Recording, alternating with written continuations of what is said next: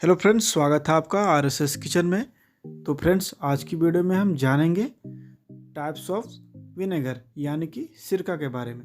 Generally दो तरह का विनेगर होता है, एक फ्रूट बेस्ड यानी कि फ्रूट अल्कोहलिक और दूसरा है ग्रेन बेस्ड।